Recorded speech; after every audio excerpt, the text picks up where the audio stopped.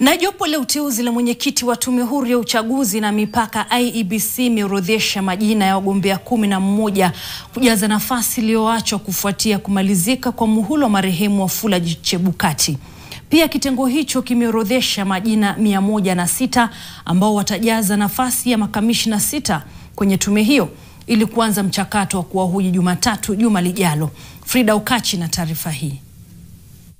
Hayo yaliyotangazwa Ijumaa na kitengo cha uteuzi kwenye nafasi ya mwenyekiti, wanawake 3 wanaotafuta nafasi hiyo wakiwemo wanaume 9. Majina ya 11 hao yanajumuisha watu maarufu akiwemo aliyekuwa msajili mkuu wa mahakama Anne Atieno Amadi na aliyekuwa mwenyekiti wa tume ya utekelezaji wa katiba CIC Charles Nyachae.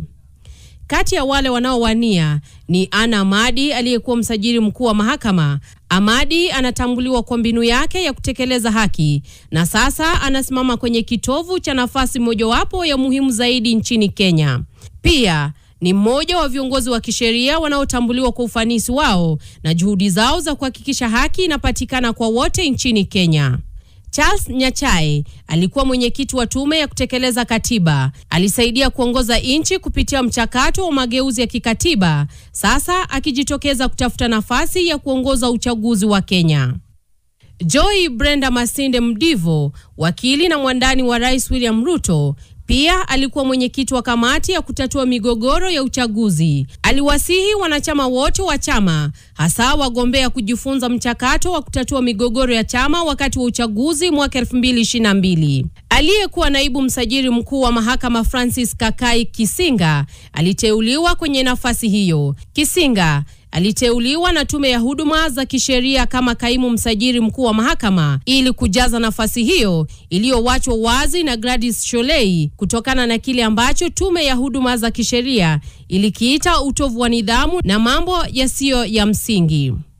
Wengine kwenye orodha ya wagombea ni Abdikadir Lorot Ramadan, Edward Kamata Ngweya, Elastus Endung, Jacob Ngwele Mvengei, Lilian Wanjiko Manengene, Robert Akumu Asembo na Saul Simiyu Wasilwa, kila mmoja akiwa na utaaluma wake katika utawala, sheria, huduma ya umma.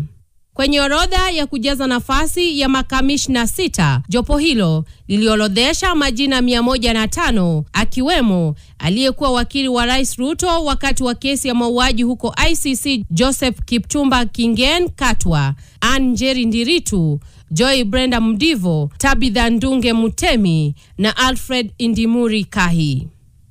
Mwenyekiti wa bodi ya uchaguzi akitoa tangazo kwa umma kuwasilisha kiapo na taarifa yoyote inayohusiana na walioteuliwa.